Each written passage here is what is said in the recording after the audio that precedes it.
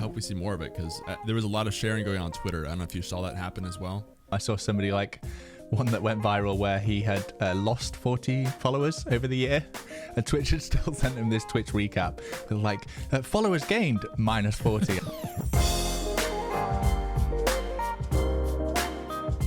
Welcome back to the Gaming Careers Podcast. I think we're now Wednesday the 20th of January, so we're over halfway through the first month of 2021.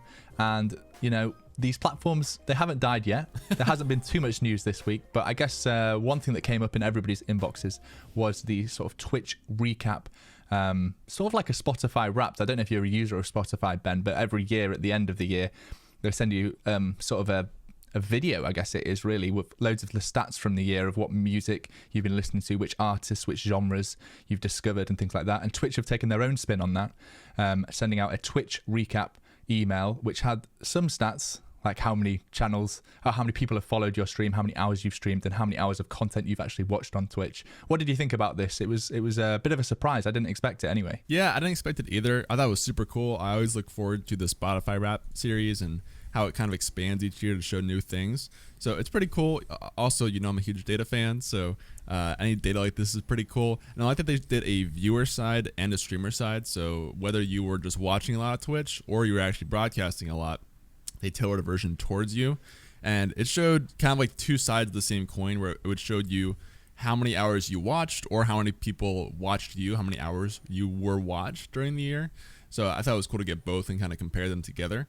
I think it was pretty surface level, to be fair, but it's also the first time doing it. So maybe next year we'd see more depth on talking about like finding breakout streamers, which is something that Spotify does with like finding breakout tracks, even just more detailed stuff. But in general, I think it was a super cool program, and I hope we see more of it because there was a lot of sharing going on Twitter. I don't know if you saw that happen as well. Yeah, the ones that really stood out to me were the sort of the more memed upon ones. I saw somebody like one that went viral where he had lost 40 followers over the year, and Twitch had still sent him this Twitch recap with like followers gained minus 40, and I'm like, whoever built this system should probably have coded in like, if it's less than 0, then you probably shouldn't send the email, or probably shouldn't send that part of the category anyway. But yeah, I saw that go viral and quite a few streamers reacting to it and laughing out loud at the fact that Twitch had like tried to hype up this person losing 40 followers over the course of a year. And the opposite end of the spectrum as well, I saw like XQC looking at his on stream, and he basically just said it was completely ruined by bots that had followed the channel. He said he reckoned about 3 million of the follows that he'd got had probably been from bots, so there wasn't really too much insight into what he had streamed and the stats that he had got back. But I think, yeah, I really like that they balanced both what you streamed and what you watched, and like the emotes that you used and things like that, and hopefully it's something they expand upon in the future and more stats come from that conversation, because I think like I love the Spotify Wrapped. I used to be like in a band with some mates like 5 years ago, and we all share our Spotify Wrapped, like our playlists at the end of the year, and then we look at how many songs appeared in multiple people's playlists and like build this mega playlist of like all the songs that we enjoyed together. So I'd love for Twitch to keep going down this route, and it wasn't a bad first attempt. I just think they probably learnt a couple of lessons from some of the experiences that were shared on Twitter. Yeah, I saw that too with people having negative followers. That was really funny to see. One thing I was curious about, do you know if Spotify Wrapped Spotify Wrapped is a paid service, or if it's like, is it just for premium users, or is it for everybody on the platform? That's a good question. I don't know. I've paid for Spotify for probably 3 or 4 years now, so certainly every year I've received it.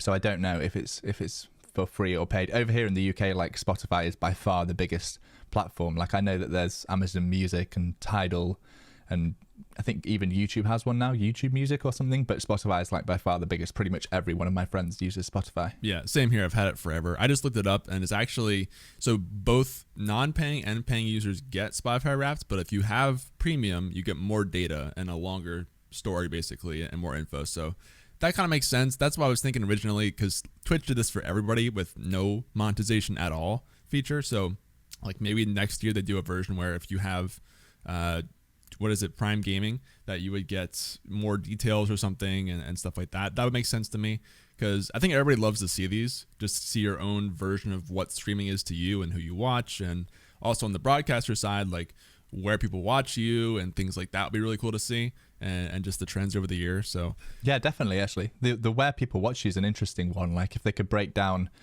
what countries people are watching from, and what devices people are watching on. And one thing that when you were talking about like the free versus premium, I thought it'd be interesting for them to send out a free version saying like how many ads you've watched, because that would encourage people to then subscribe to either Twitch or to Spotify. Like, oh my God, I watched 12 hours of ads over the course of a year. Like I should probably spend the $5 a month to pay for the premium version. But yeah, there's plenty of room here. And no doubt Twitch is collecting all that data. Like all these big tech companies are fans of big data. So they'll have all of these numbers in the system. They just need to work out ways of being able to pull that out that makes a meaningful stat for a user. Yeah. Sorry, speaking of, you just reminded me of Slasher's tweet. I don't know if you saw that with his Twitch recap, which was like server breaking and ads watched and just all sorts of things that happened on Twitch the past year that are the real recap. But no, I agree with you. That's why I think just adding more data would be cool. And you can just really parallel it to Spotify because it's pretty similar with the things you could take away on like maybe biggest streams of the year, demographics watched, geos watched, like all sorts of kind of stuff there that would be really cool to see. But overall, really cool topic, and I hope that we see more of this next year, maybe more evolving types of data coming out next year. We also... Yeah, I know that... Go ahead. Sorry to interrupt. I know that YouTube don't really do it, and I think they maybe did do something this year, but I was one of the people that didn't get one of the emails. I don't know if it went into my spam or something like that, but I know that TubeBuddy, like one of the plugins, they sort of do one where you can just link your account and they show you how many times you uploaded, how many views you got, comparing it to the previous year and things like that. But it makes sense for the companies to do them because most people then share them on social media, and it's like free advertising, isn't it? It's free marketing, and like people just love seeing their own stats, I feel like. And I think it's also like a competitive edge for the platform too. I think if you look at Spotify, one of the reasons you want to be on Spotify is because every year you get that Wrapped and can share it to people. And then if you're one of those people who's on iTunes or Tidal or something, you can't kind of get in on that experience and share that. So I think it actually just is valuable for the platforms to make people want to choose them over other people too. So it makes sense for streaming, for Twitch to do this. Maybe people will come from Facebook. I don't know if they'll do it just for the Twitch recap, but if this gets bigger and there's more data support types of things come out at the end of the year, it could be a reason to switch over in the future. I think there's probably a big opportunity for Twitch to do more with statistics in general. Like you get a stream recap from either Streamlabs or Stream Elements, depending on whoever you use, and it shows you some data from the stream that you've just finished. Like I feel like there's a big opportunity for Twitch to do that and apply some learnings. They could even link tutorials and support articles and things like that for people that maybe were experiencing technical issues. Like I feel like there's a big opportunity there for Twitch to use more of the data that they're collecting for the streamers that are streaming on the platform. Yeah, I mean, I definitely think they could too. They do have a lot of other third-party tools that use the data, so Solynome and Twitch Tracker, and these guys do a pretty good job. But of course, it'd be nice to have it actually integrated into the experience itself. Side note, I was looking at you just talked about the stream summary. I was looking at that, and they actually only show you when you're going up in stats, which is kind of interesting because I know like this gets talked about sometimes with YouTube and showing that red arrow down and trying to get that up every time. Where I know is Twitch will only show you if you're going up in certain areas on the stream summary. So that was kind of interesting. And speaking of like the negative followers thing that you saw, like you don't see that same thing on the dashboard for Twitch. So it's kind of interesting. I don't know if you had thoughts on that. Yeah, the YouTube side of thing is it's such a useful tool, but it is a real kick in the teeth when you're like, you work really hard on a video and then you just see that 10 out of 10. Like this video is performing worse with your current subscribers or not getting as many click-throughs, and you're like, I tried. Why? And obviously, even if you have like, the problem with that system is that you could have 9 amazing videos and the 10th one is like way above par, but it's worse than the 9 that you previously uploaded, and you're still going to get a bit depressed like looking at that stat. So I try and keep myself away from the back end and like over analyzing. Obviously it's useful to know what topics and videos are resonating with your audience and people are interested in clicking through, but I feel like sometimes you can get lost in the stats and your mental state is more important than necessarily learning from the stats. Yeah, I've heard a lot of talk about that with YouTube too, and because it does show you when you're going down or it's not working as well. But the thing is, it's not necessarily, because in that type of system, you have to keep going better and better and better every time. You can never have the same thing happen twice. Even if you have the same video, that if you get the same performance that you did last time, it's not going to be a green arrow. It's just going to be even, right? Like, so if you actually want to keep that green arrow there and keep going up. You have to keep improving. And that's just not going to happen for anybody. So at some point you're going to have those drops and the decrease in your viewership or those kind of things. So I kind of like that Twitch only shows you when you're going up, and then when you've gone down or even just kind of staying still, it doesn't give you an indicator of dropping or growing. It's just, that's just how it is. So yeah, I mean, you could a great example from last week would be Gref G. Like, he had record-breaking streams. You know, he's absolutely smashed all of these records for most concurrent viewers, most people on Twitch, all these kind of things. But like, he's undoubtedly going to have a worse week this week than he did last week. So, do you display red arrows to him? Like, I mean, obviously, it's not going to have the same effect as he did last week, and I'm sure YouTube reflects that as well. But it is an interesting thing to think about, and I think it's something that creators need to be aware of to kind of avoid burnout, because I think it can be a big contributing factor to why people burn out is by seeing these like negative stats and feeling a bit sad about it. Mm-hmm. Yeah, so I'm just glad to see Twitch is doing a good job with that and kind of preemptively, hopefully helping with burnout and just anxiety around the numbers there, because I see a lot of celebrations on Twitter when people hit these big milestones and like the viewership records, but then I don't see a lot of like drops and things like that because it's not as easy to see on Twitch. So I think that just helps the culture on that side. Speaking of though, let's on the data side, I did want to talk about Rust a little bit because we're watching Rust this year and how it's going to trend compared to like Among Us last year and how that really took over Twitch over last year. So Rust has dropped a little bit in viewership over the past weeks, but it's still, I think, the number 2 category, number 1, number 2 most times. And League is kind of coming back up, which Pete and I are big fans of League with the new season and everything. But I don't know. We're kind of unsure how long Rust will last. What do you think, looking at Rust so far, Pete, like what do you think is going to happen with the directory? Yeah, I mean, it's interesting. It's something that as big data nerds, we love to keep track of these kind of things, and it's hard to predict how long games last for, because as we've said in a couple of pods, like Among Us lasted for way longer than either of us could have predicted. Like, I could see that being like a 2-week fad, but it just seemed to keep going, and it is still like in the top 5 categories, I think. So it's difficult to predict with Rust. It kind of just depends on when the streamers and maybe the viewers stop enjoying the content so much. The thing is with games like League of Legends and CSGO and like these big esports titles is they will always like be in the top 5, and they'll always come back when a new season begins or when the competitive season relaunches or when there's a big tournament on. Like these games will kind of be like waves, but they'll always have a viewer base and big peaks when a season has restarted, like the League of Legends scene has, or when there's a big, CSGO major or something like that.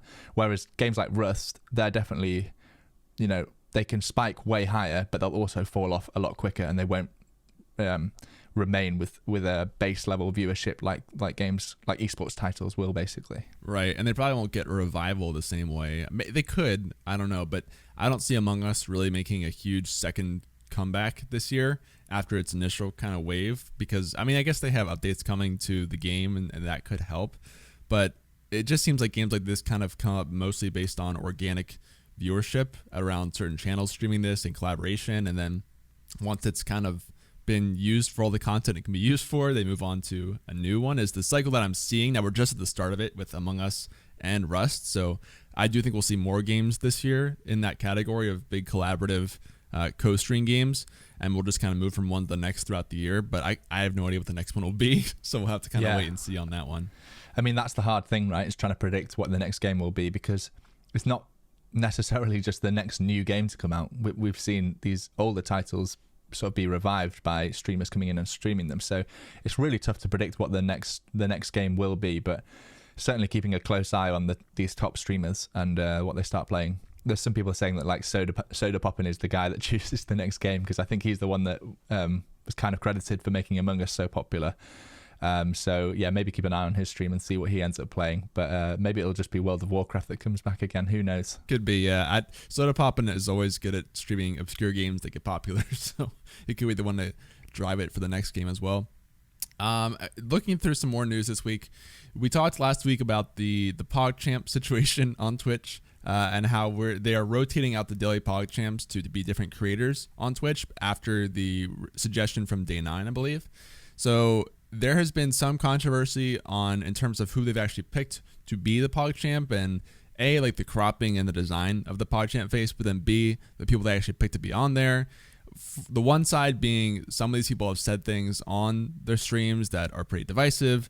The other being, I think, just the Twitch community, unfortunately, just harassing some of these creators for just the types of things they stream or what they stand for. So Twitch actually came out and just tweeted a short response on sort of the thoughts on the PogChamp and trying to show diversity of creators and kind of being committed to this over the couple weeks or so, or however long this will last for. I don't think this will last forever personally, but I guess it could.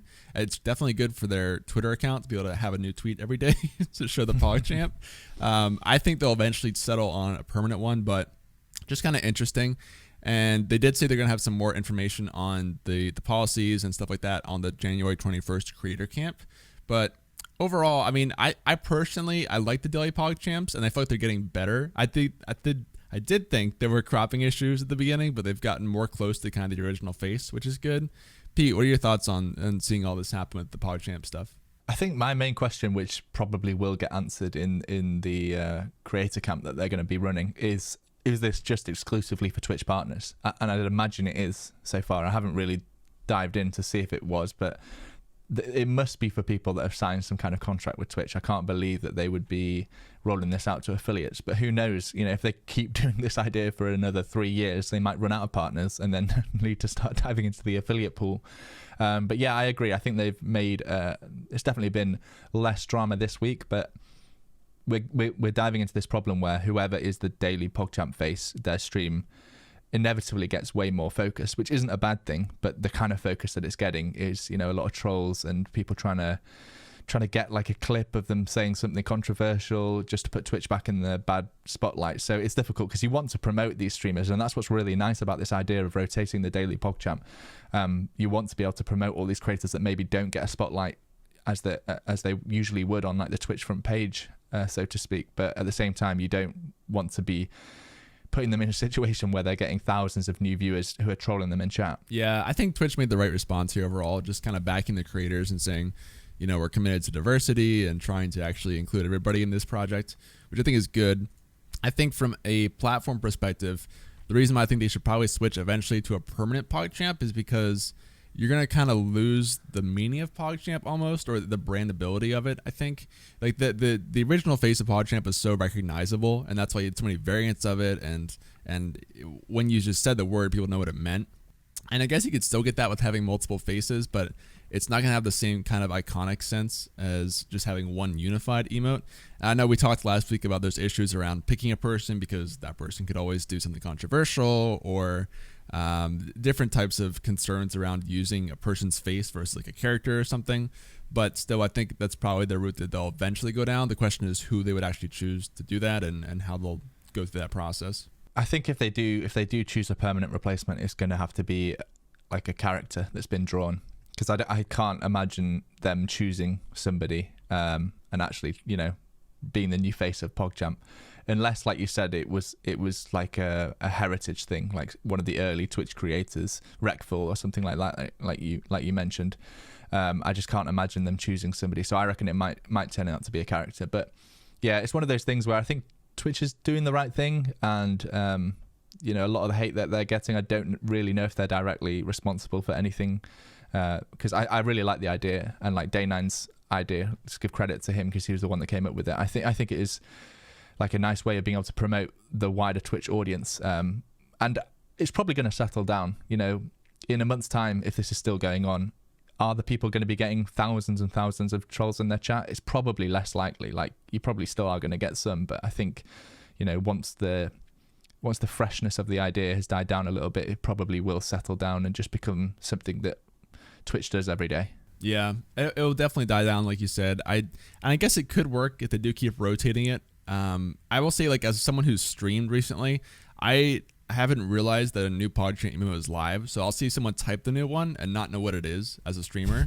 I guess that's a learning process. Like, you could eventually get in the habit of checking the Twitter to see what the daily PogChamp is, but for me, it's like, what is this emote that people are typing in my chat? I have to hover it to see that it's PogChamp. So that's where I think, again, having one unified probably helps there for the streamer and the viewer overall. But I don't know, maybe we'll get used to having different faces down in the long term, and it could be cool if they can keep up the daily swapping. I don't know how much that work is on the Twitch backend, but we'll see. Do you think we'd still be talking about it if it was still the original face? Like, do you think there would still be a stir about this person's face being on the platform, or do you think it would have literally been 24 hours of news and then forgotten about? I don't know.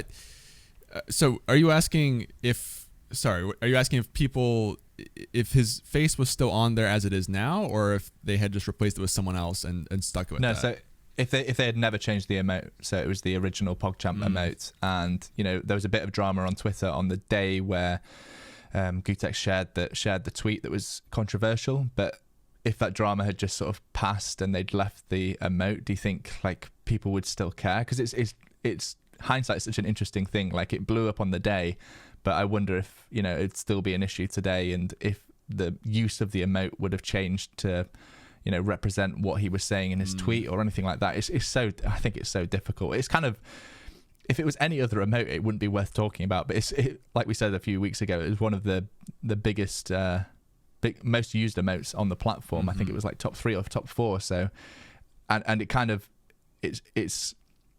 it's foreshadowing what might happen in the future with plenty of these like real human faces on emotes. So I think it is an interesting point to discuss. But yeah, we've probably covered it in enough detail, I think. One thing I did see this week, which was creating a bit of discussion on Twitter, was the popular streamer Lyric proposing a new Twitch channel idea. Basically, a way of being able to donate money to charity by having sort of a Twitch channel which is completely dedicated to running ads and raising money for charity, and big streamers or small streamers, whoever, can then host that channel as soon as they go offline. The channel's online 24/7, and somewhere on the stream is like a counter of how much ad revenue has been raised for charity. So like the whole point of the channel is to raise money for charity, and then big streamers just host that channel as soon as they go offline. Did you catch this? You got an opinion on it? Yeah, this is a really interesting take, because I had just seen this, but I think it's a cool concept of having just one channel that only runs ads 24/7 and is basically just kind of farming revenue. I have some questions on whether Twitch would even allow this kind of thing, and whether they would stop this, because for the advertiser, it's probably a lot of people just sitting there AFK watching stuff, and so it's not actually valuable. So I wonder if they'd probably block that. And then I also wonder like how you would show the real-time ad revenue going to charity kind of thing. Again, I love the concept. I think it's cool because one thing that a lot of streamers deal with is trying to find someone to host after a stream and trying to vet them and that kind of thing. So if there's this one unified channel that's really easy to point to, then that saves a lot of work, and it's for a good cause. So that's definitely pretty easy.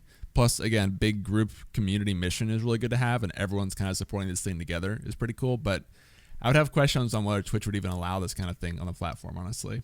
I think it would be cool if it was maybe not just a channel showing ads, but it was like a Twitch plays Pokemon type channel. So there was not a single streamer behind it, but it was more like the community being able to play games, and it would just run ads as normal, and then you could host it after finishing a stream, because that checks off all of the issues that I think Twitch would have with it, because it is still an interactive stream. And like those Twitch plays Pokemon streams are super popular. I saw another one actually recently. I can't remember who was streaming it, but they took like a two week break, and they just set up Twitch plays Pokemon on their channel, and had all these viewers still subbing to them and playing the I can't remember which Pokemon game, but one of the original Game Boy games anyway. So yeah, I think there's an idea there, but like it requires proper execution, and I think for it to be something that works over a long period of time, it would really need some thought behind it and some ways to make it interesting for viewers to stay around, rather than just like an AFK, minimize it and put it in the background, which Twitch, like you said, is probably going to have a problem with. And there could be ways that Twitch could even kind of work on this with people, because they've talked about doing more interactive ads and experiences like that. So maybe they test new features on this channel like that are more interactive ads that would be still valuable to advertisers and get really good info, but then the viewers know that it all goes to support charity when they're doing the testing. So it's kind of a win-win. I mean, especially if the advertiser knows that their money is going towards charity, and Twitch can kind of support that and say, hey, we have this test channel where we're working with the community and advertisers together to support a charity at the same time. That's a pretty win-win situation for everybody. You just have to figure out how to avoid just the bot views, or the views that people are not actually paying any attention to the stream and just losing money for the advertiser. But again, it's still going to charity, so it's not really that bad of a situation. You just have to think the logistics for it, because it'd be a new format that we haven't seen before. But I like the idea for pretty much everybody at this point. Yeah, I think one point that you made there was that probably Twitch just needs to work a little bit on the raiding and hosting system. Like you said, it's quite hard to find somebody to host at the end, so maybe you should get some suggestions. Like as you're finishing your stream, you should have 3 streamers that you already follow that are live right now, or something like that. Like there could be definitely ways that they make that system better, and if they can really improve that system and increase the number of people that stay on the platform after their favorite streamers finish streaming and watching a new streamer, that's probably actually what's best for the platform. But yeah, probably not what's best for the charities involved anyway. The only other real thing that we noted down that was interesting this week, I think, was the YouTube channel that we've spoken about a few times on this podcast, which YouTube runs, called Creator Insider, which is sort of a behind the scenes, like an engineers, the people that are actually building YouTube and work on it on a daily basis. It's their YouTube channel where they sort of answer frequently asked questions, helping dispel some of the myths about YouTube and the algorithm and things like that. It's definitely worth subscribing to if you create content on YouTube. They had a video where they covered some questions about the algorithm, and I feel like you've watched this and really analyzed it in detail. Yeah, I think this is sort of a hidden gem channel. Ever since you showed this to me a couple weeks ago, I checked back because it's cool to hear directly from the people who are building the platform on this kind of stuff. A couple of takeaways that I took from the video. The first is that monetization does not impact search or recommendation placements at all. There's a lot of myth around there, I think, in terms of, are monetized videos placed higher because they're making money for YouTube, so they want to promote those.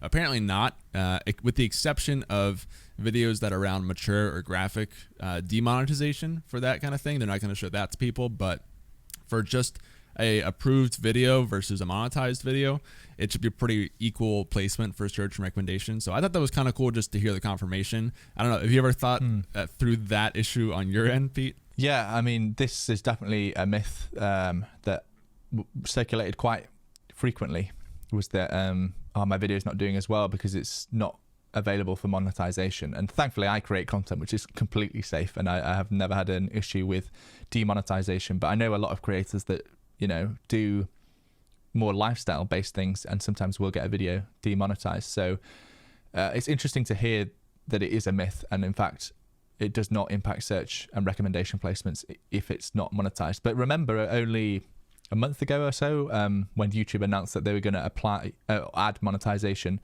to videos of creators that aren't even in the partner program, and then take all the ad revenue themselves. So really, videos that aren't monetized, what is in that category, and they're not demonetized for mature or graphic reasons, then we're talking about a super small percentage of videos, I feel like, now. Yeah, I think originally this question probably came from people who weren't in the program, like you said, who were just growing and then didn't have the option to monetize and had to compete against these channels who did. So the thought was that, I can't get the same placement because I'm not in this bracket. But with this change, I guess it's kind of a moot point anyway, because everybody's monetized essentially.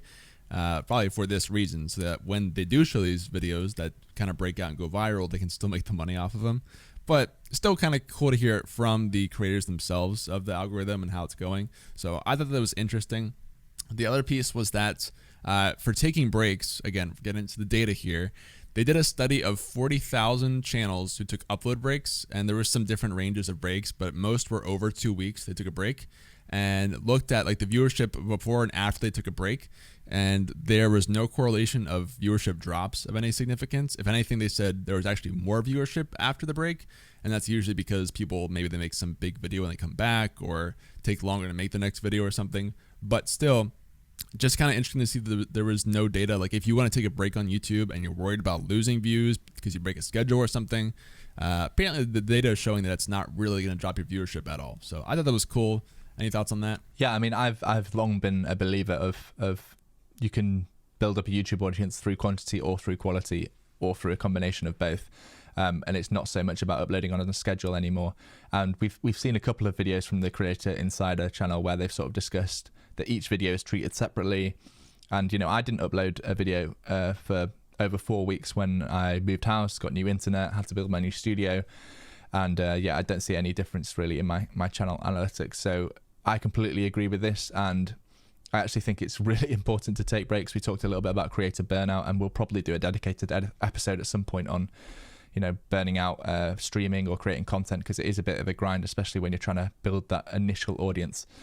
So yeah, I think I agree with this. One thing that I think is a really interesting way of dealing with this, taking a break from your channel whilst also keeping consistent with uploads, is the way that Tom Scott does it. I don't know if he's popular in the States. He's always on Reddit, but he's the British guy in the red t-shirt that sort of does videos about literally any topic, but really interesting, like deep dives, and does all the research. But he's always posted on Reddit. Reddit absolutely love him. He's always on our videos. And he does a thing every single year where he takes the whole of January off, but he allows other creators to submit content for his channel, which his channel will release over January, and all the ad revenue and things like that still goes to the original creator. And it's the best of both worlds, right? He gets to promote smaller YouTubers who inevitably see some growth from this. He still gets to upload every week like he normally does on his schedule. So from YouTube's point of view, he hasn't taken a break, even though he has actually taken 4 weeks off and managed to reset his headspace for the year to come. So that's a really interesting way of doing it. Actually, I'm thinking about maybe trying to do the same next year, and utilizing some of the smaller creators that make great content for streamers, and being able to showcase some of their content on my channel whilst also being able to take the whole of January off. Sounds like a bit of a win-win to me. Yeah, that's a pretty cool idea. I haven't heard of him, but I have seen people do that before. So like you said, kind of win-win situation when you can take yourself a month off to recoup and recover, and then also spotlight other people. Speaking of, I wanted to mention from that video, one interesting thing is that apparently January is a very popular time to take breaks on YouTube. Based when they did this study, there were more in January than other months. So it's kind of interesting. I guess with the new year, people are kind of resetting and maybe taking time to think through their content for the coming year. So if you're taking a break in January, or thinking of to do one like Pete is here, then you're not the only one apparently. Everybody else is doing the same thing. Yeah, from a monetization point of view, that makes sense as well, because companies that run ads on places like YouTube, they have big budgets to spend in Q4, with Black Friday and Thanksgiving and then Christmas lead up, and all of those sales, like they spend all of their money in that time. So there's loads of ads competing for videos in Q4, and then usually in Q1 they have like no money left. So you usually see a bit of a drop in the revenue that you make through platforms like YouTube in the first quarter of the year anyway. So it makes sense to take that break from a selfish monetization point of view. But that wasn't my reasoning. I was literally trying to move house and get internet installed into my studio. Sure, yeah. You can pretend over there, Pete, but it's all about the money at the end of the day. We know. The biggest thing from all of this is that you haven't seen Tom Scott's YouTube channel. That is an absolute goldmine. You're gonna have a great rest of your day, probably not being very productive for your work. But there's so many great videos on that. He's the OG British YouTuber. He's like he'll get knighted at some point, I'm sure. I have to check him out for sure. If you give him that much of a recommendation, I'll have to check that out. The last thing I saw, I'll just touch on really quickly before we kind of wrap here. I saw Ninja, Loserfruit, Lachlan. I really hope I said his name right. And the GraphG, they're all the creators who got their own skins in Fortnite with the Icon series. We talked about GraphG obviously last week. So they all did a co-stream together, which I think is just a pretty cool moment to see, because they're all individual creators on Twitch and YouTube who have gotten their skins and are playing a game together. And just kind of a cool moment to see, like, this wouldn't have ever happened without Twitch and YouTube having some place in Fortnite, and seeing them all kind of in the same lobby playing together as themselves in the game at the same time. It was just kind of surreal. Like, you can never see that with anybody else playing the game. So I thought it was cool. I don't know if you saw any of that, but just a cool moment.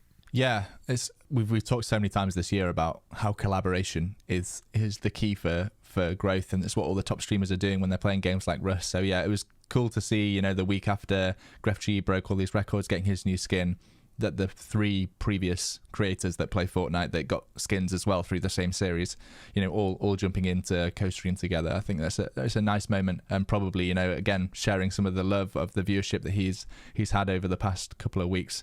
So who's the next one? You want to be the next Fortnite creator, basically, because you're going to break records and hit 2.5 million views concurrently. Yeah, I don't know who's going to be next, but I just think it's a really cool series in general, that they are supporting actual creators with this kind of thing. And I remember that when the Ninja skin came out, it was kind of crazy to see in the game. Like, we had never kind of seen that thing before, where an actual creator was modeled in the game and put in there with his face and everything. And so we keep talking about how Fortnite is changing the game when it comes to events and different collaborations and partnerships. I mean, they got Disney at this point and everything else. So who knows? I hope that Fortnite keeps doing cool stuff like that with creators and brands and these big events that even if you don't like us, like I don't watch any Fortnite at all, but I always look at these things when they have the Mandalorian come in or the Avengers and that kind of stuff like that. It's just such a big moment that you have to kind of look at what Fortnite's doing and Epic and applaud that because they are kind of breaking barriers in the game industry, I think. Yeah, it's probably a good insight into what the future is going to look like big brands collaborating in game. You know, we see sponsors in game. Like I hate to keep harping on about League of Legends, but it's probably the esport that I watch the most, but they have like banners in game with the advert on, and we're going to see more and more of that, I think. But yeah, these big crossovers of Disney and Avengers actually becoming characters in the game for special events, like 100% that's going to be the future. But yeah, like you said, a bit of a short week on news this week, but as always we somehow find a way to like fill 35 minutes probably talking too much about PogChamp and the Twitch recap, but yeah, both interesting pieces to cover. So thanks as always for joining, Ben, and thanks for everybody that's watching and listening along. The same call out that we always do give the video a thumbs up if you're watching, or go and give it a rating if you're listening on Apple Podcasts or any platform that you can rate.